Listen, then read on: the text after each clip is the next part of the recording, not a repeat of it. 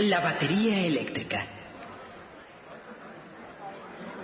En el siglo XVIII, la electricidad era solo una curiosidad.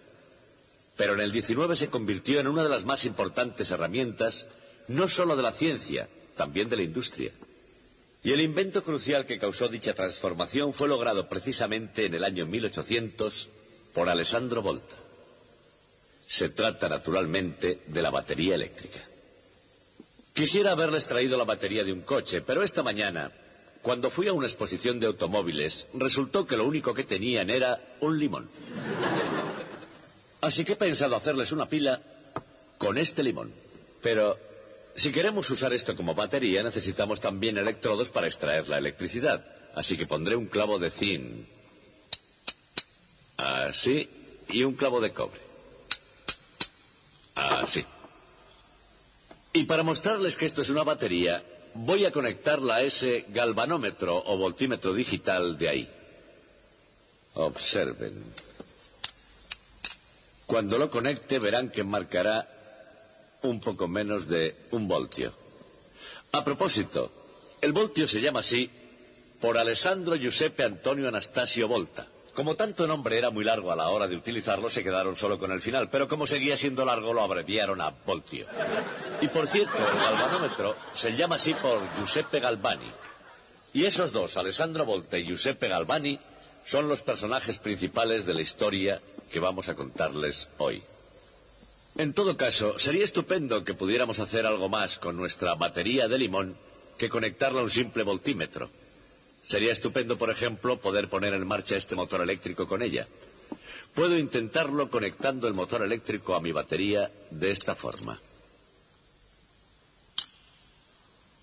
Pero si hago eso y luego doy al interruptor, no pasa absolutamente nada. Y la razón es que, aunque el limón sea realmente una pila, no es una batería muy buena. No fue diseñado para ser una batería, fue diseñado para ser un limón. Eso significa que aunque salga corriente del limón, no lo hace con la suficiente rapidez como para mover el motor. Lo hace muy, muy lentamente. Pero hay un remedio para eso. Lo que tengo que hacer es recoger y almacenar la corriente del limón en una botella de Leyden, o en una versión moderna de una botella de Leyden, en este condensador. Así que lo que haré es desconectar el motor de la batería, por el momento, y en cambio conectarla a la botella de Leyden, o condensador. Tardará un poco, pero durante ese tiempo esto se cargará. Y finalmente el voltímetro marcará lo mismo que marcaba antes. Y cuando eso suceda, yo podré poner en marcha el motor con el limón. Pero como esto tardará un poco, vamos mientras tanto a continuar con nuestra historia de hoy, que es cómo funciona, de hecho, la batería eléctrica.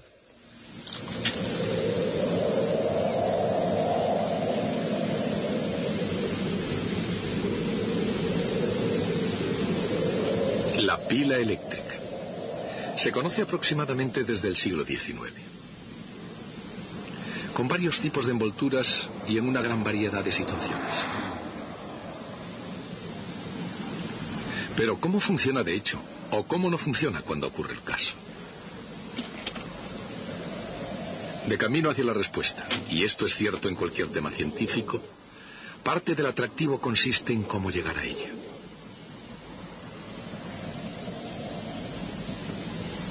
Y para entender cómo funciona de verdad una pila, una forma de empezar es construyendo el metal desde el principio.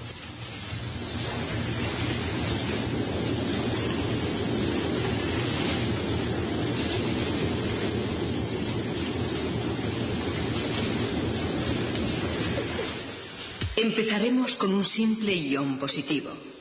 Es un átomo que ha perdido exactamente un electrón.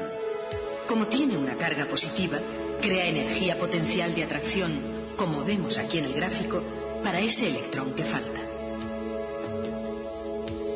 Coloquemos entonces más iones, juntos, uno al lado de otro, añadiendo justo los electrones suficientes para formar un sistema eléctricamente neutro.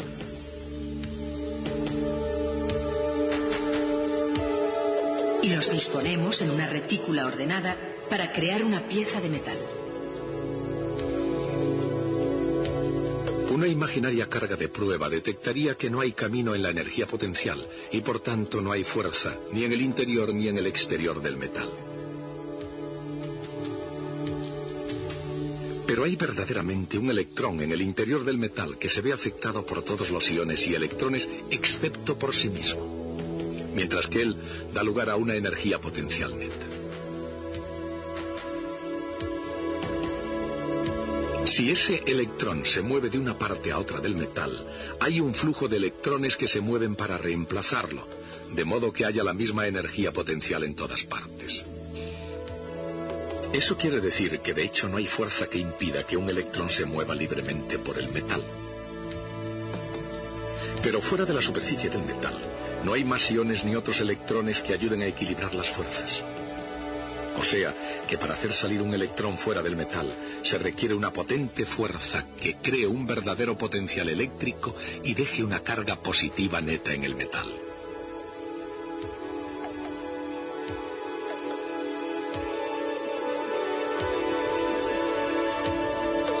De ese modo, la energía potencial global de un electrón real disminuye bruscamente en la superficie del metal, a un valor inferior, que es el mismo en todo el interior.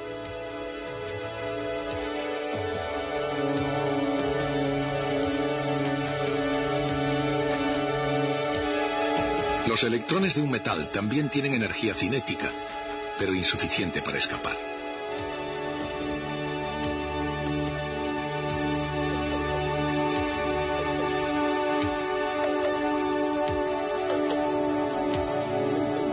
El total de energía extra que necesitaría un electrón para escapar de un metal se conoce con el nombre de trabajo de extracción.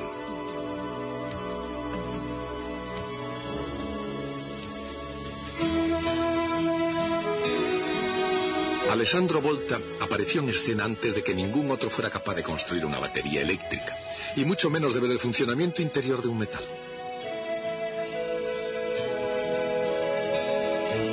Pero Volta tenía un gran conocimiento de los metales, de sus propiedades y de su funcionamiento. A ese respecto, Alessandro Volta estaba considerablemente adelantado a su tiempo.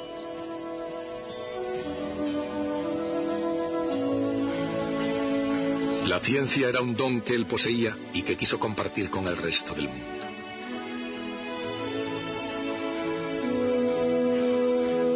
En 1775 escribió a un amigo en Inglaterra, describiéndole un reciente invento que él llamó electróforo perpetuo, es decir, el perpetuo depósito de electricidad. Posteriormente fue conocido como electróforo. El electróforo, una vez cargado, retenía un ilimitado número de cargas inducidas. Era ciertamente un depósito perpetuo de electricidad porque las cargas permanecían sin importar el número de veces que se tocara el dispositivo.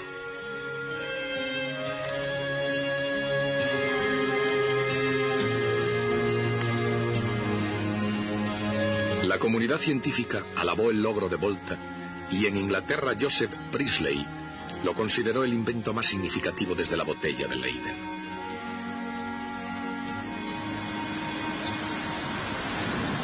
Al mismo tiempo que el invento del electróforo ofreció a la ciencia una oportunidad para avanzar, facilitó a su autor la oportunidad de visitar algunos países que solo conocía por correspondencia.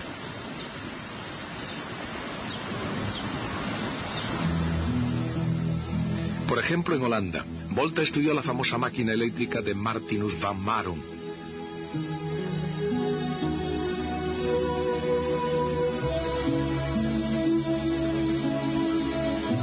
Y en Francia fue aceptado por la avant-garde, el vanguardismo, tanto de la ciencia como del arte.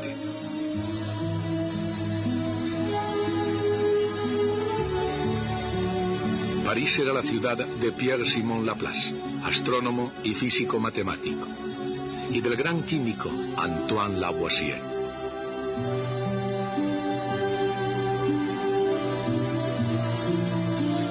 Fue también durante una visita a París cuando el impresor convertido en electricista, Benjamin Franklin, invitó a Volta a cenar.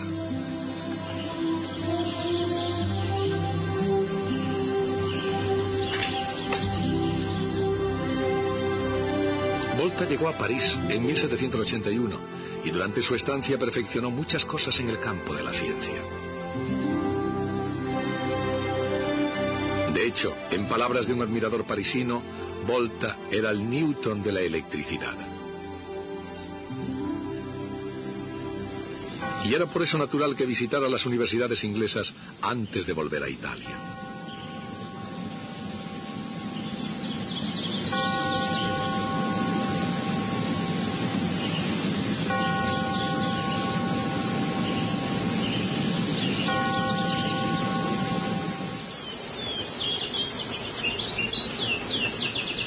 Como celebridad científica y profesor de física experimental en la Universidad de Pavía, a la edad de 46 años, Volta podría haberse dormido en sus muy merecidos laureles. Sin embargo, Volta recibió una oportuna carta de un tal Luigi Galvani.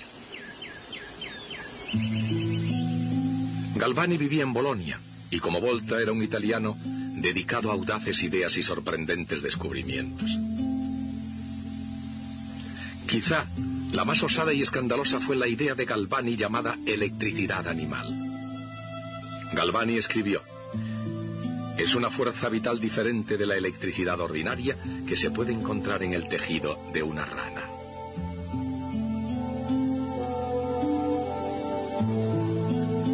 Tanto entonces como ahora, un impulso eléctrico hacía que un anca de rana diese una sacudida. Dicho de otra forma, cuando el nervio del muslo de una rana recién diseccionada recibe un pequeño impulso eléctrico, el músculo se contrae.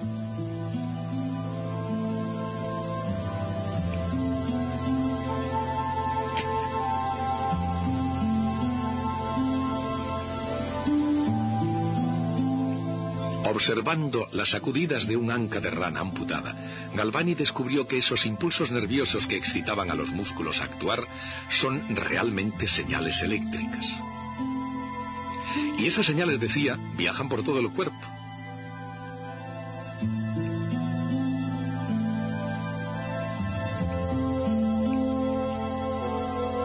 Pero Galvani creía que se trataba de electricidad animal almacenada en el nervio de la rana, igual que la electricidad ordinaria se almacena en una botella de Leyden. Pensaba que una descarga de electricidad animal era lo que hacía moverse al músculo.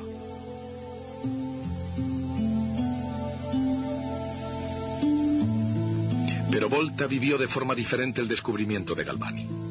Más que detectar la llamada electricidad animal por todo el cuerpo, Volta encontró ese impulso solo en el anca de la rana. Y entonces pensó que la electricidad animal era electricidad ordinaria, simplemente una sacudida que habían generado dos metales que se ponían en contacto en un circuito de Galvani.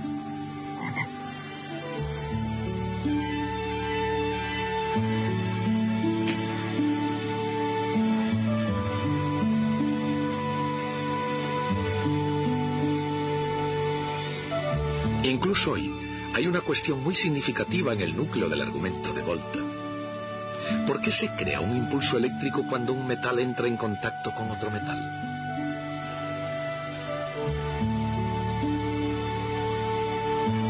Cada metal, el zinc por ejemplo, tiene un potencial de extracción que impide que sus electrones escapen. Pero un metal distinto, el cobre por ejemplo, tiene un potencial de extracción diferente. La diferencia es aproximadamente 1 voltio de potencial eléctrico.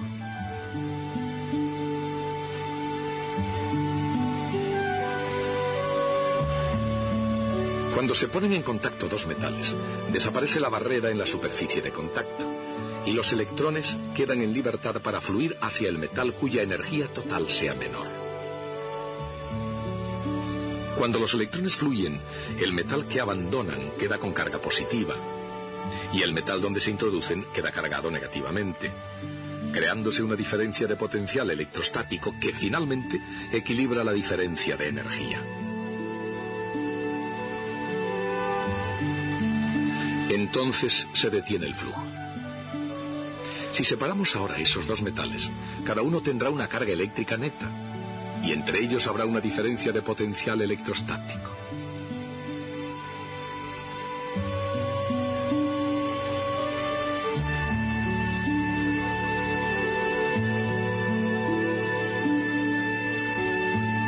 Como en tiempos de Volta aún no se había descubierto el electrón, Volta tenía que basar sus argumentos sobre otros fundamentos.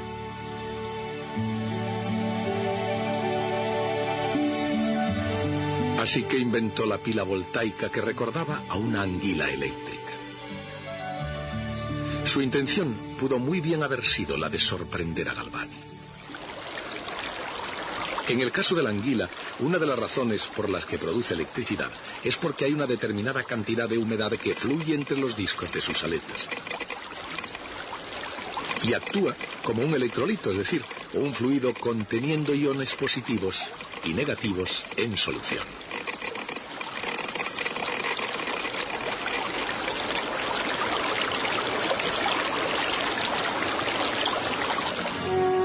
Supongamos dos metales diferentes cargados eléctricamente por contacto y colocados en un electrolito.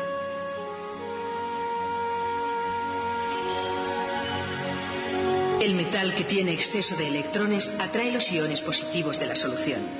Cuando los iones positivos tocan la superficie, pueden extraer el exceso de electrones del metal.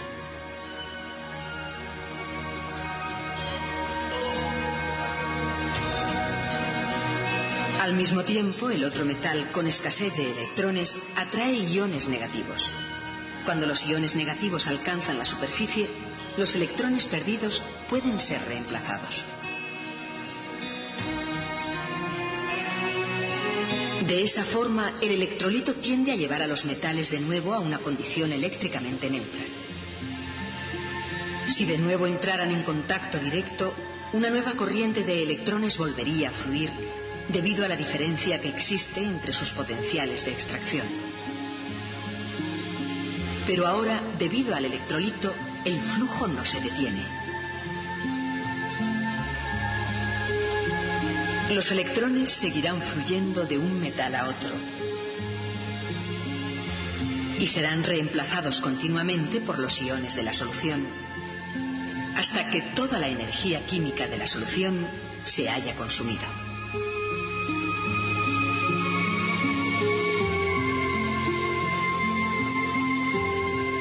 Pero hasta que eso sucede, la batería arroja luz sobre la física y la química.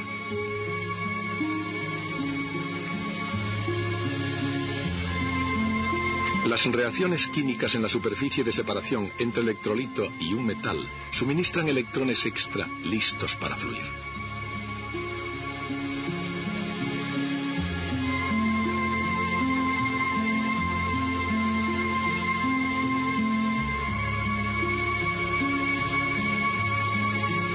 En el punto donde un metal se pone en contacto con otro metal, la diferencia en la energía de los electrones que hay en su interior los pone en circulación.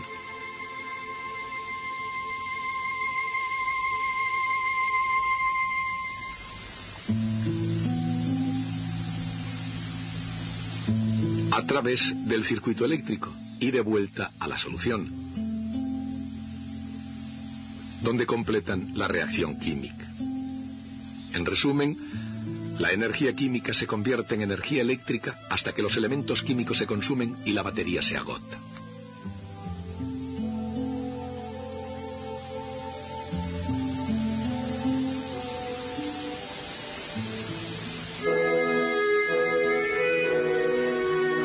Esta es la teoría que hay detrás del invento de Volta, y en cierta medida la razón por la que la batería eléctrica y la anguila eléctrica funcionan de la misma manera.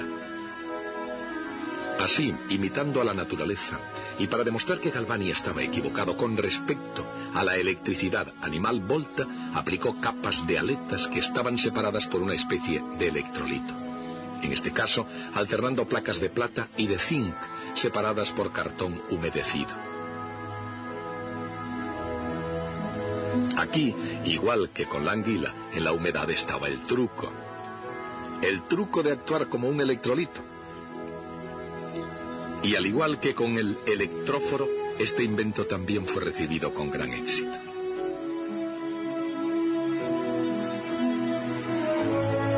Por ejemplo, Napoleón Bonaparte, un emperador siempre interesado por los acontecimientos de actualidad, alabó el invento de Volta como el más importante de todos los tiempos.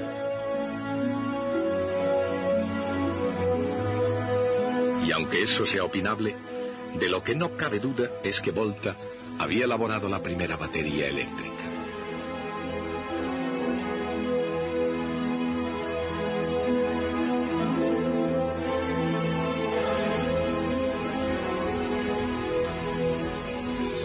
Tanto en el pasado como en el presente, la composición de una batería eléctrica son dos piezas de metales diferentes en una solución electrolítica. Sin embargo, para conseguir que una batería sea eficiente en la práctica, hace falta algo más. De hecho, se ha recorrido un largo camino desde aquellos días en que Volta apilaba metales diferentes separados por piezas de tela húmeda, arcilla, madera y piel.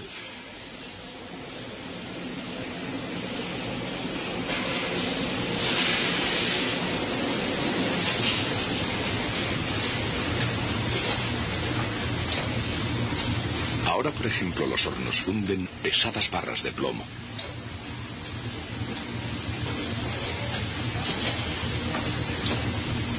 Luego, el plomo se moldea en rejillas o placas que servirán de electrodos.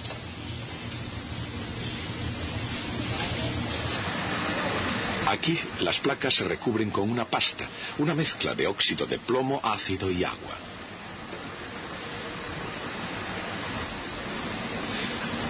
A la pasta que va a las placas negativas se le añade un relleno.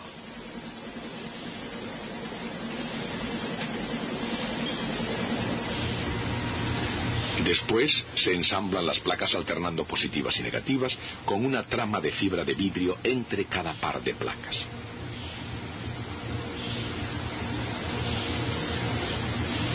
Las placas van soldadas a contactos.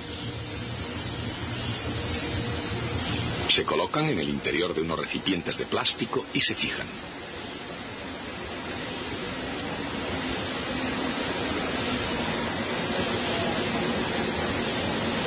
Los recipientes se rellenan con una solución de ácido sulfúrico.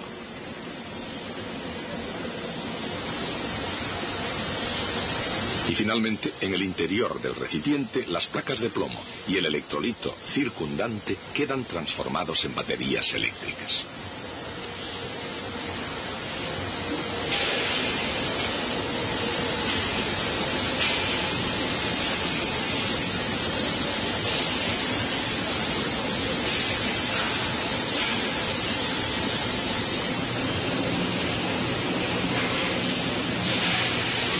Pero si ambos electrodos están hechos del mismo material, es decir, si ambos electrodos son de plomo en vez de, digamos, zinc o cobre, ¿cómo pueden funcionar entonces esas baterías?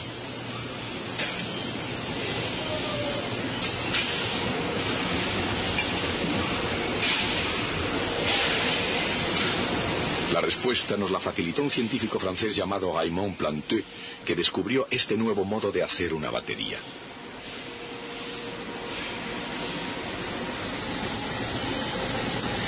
Puso dos electrodos del mismo metal plomo en un electrolito, una solución débil de ácido sulfúrico, y luego aplicó un voltaje entre los electrodos conduciendo la corriente eléctrica por la solución.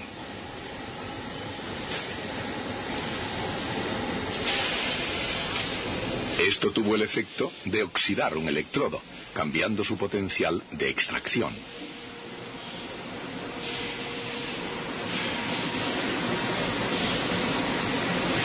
Después de eso, el principio es el mismo que el de la pila de Volta, pero esta nueva batería tenía una gran ventaja: ser reversible. Una vez cargada, ya se podía utilizar. Y después de usada y descargada, se podía cargar de nuevo. Esa es la idea básica del moderno acumulador plomo-ácido, la batería del automóvil. Por supuesto que el automóvil de hoy tiene muchas más cosas que una batería. Pero a pesar de todo, es eso exactamente lo que hace que esas complejas máquinas se pongan en marcha. Así que todos los conductores del mundo le deben mucho a Alessandro Volta. Tanto los que merecen alabanzas como los que merecen críticas ácidas como un limón.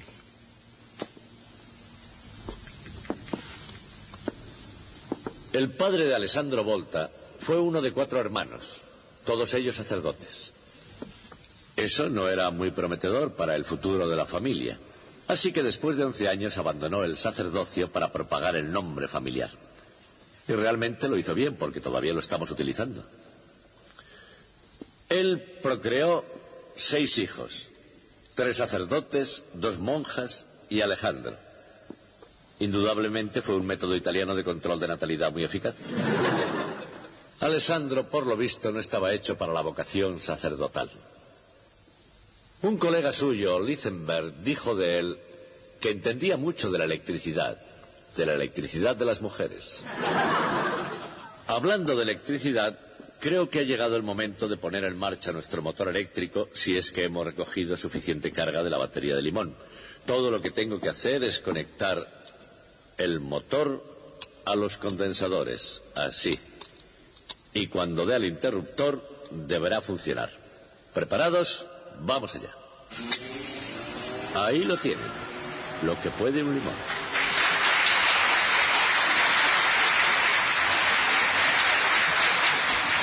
Bien, como ya no tengo forma de mejorarlo, seguiremos con estas cosas otro día.